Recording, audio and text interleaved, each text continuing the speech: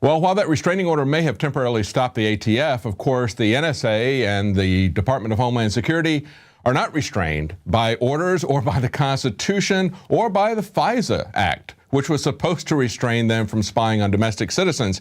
And now we learned from a FOIA document that Homeland Security is monitoring the Drudge Report in order to track news websites and social media to gather critical information, quote, during normal operations, crises, and extraordinary events. In other words, during ordinary events and extraordinary events. In other words, all the time.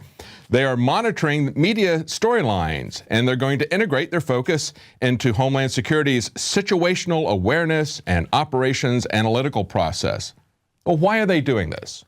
Well, of course, this is all about manufacturing consent. And this is why it's so important to guard the public's privacy and to keep the metadata, to keep the conversations on social media from being monitored by the government. They are constantly trying to propagandize us, to manufacture consent, and this is the way they get their feedback and see if it's working, and then adjust things and see how that affects the outcome. They want to know what you think, how you're responding to their propaganda. That's why they're monitoring these stories. Notice that they're not monitoring what they called first-tier platforms. That would be places like the BBC or the AP or Reuters, because they're just repeating the government propaganda line. They classify Drudge as being other sources, even though Drudge is not a source. Drudge is an aggregator. He links to these other news sites, but they count him as a source. Why? Because he's just not putting out the government propaganda line. He's looking at the entire news spectrum. Now, guess who doesn't like being monitored? That's right, Darrell Issa, Dianne Feinstein, and Miss Lindsey Graham. They have now discovered that it's illegal, that it's an outrage. Listen to this reaction as they find out that the CIA has been listening to Senate Intelligence Committee members and their staffers. Issa rips the CIA over Feinstein's spying allegations and calls it treason. After a year of the Snowden revelations, where's he been for a year? This is what he has to say. Spying on the executive branch, spying on Congress, violating the separation of powers. That's treason. It's written up in the Constitution. Well, actually, there's nothing about that in the Constitution. What the Constitution gives a definition of treason as is levying war. Is he saying that spying is levying war?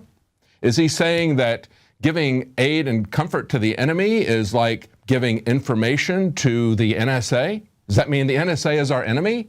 There's some real troubling implications here, aren't there? But they're not concerned about you, even though they see spying as levying war and giving information to the enemy.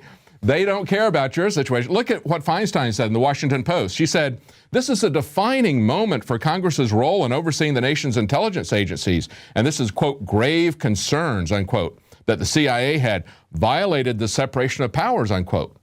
Is she saying that the CIA is a branch of government? Are they a separate branch of government? Or is she saying that they're the Praetorian Guard of our Caesar, our president? Very troubling implications. But finally, they're reacting because it's coming against them and not just against you and I. Now, unfortunately, the public doesn't still understand the importance of privacy and that they can't trade off their privacy for security. Look at this story coming out of California.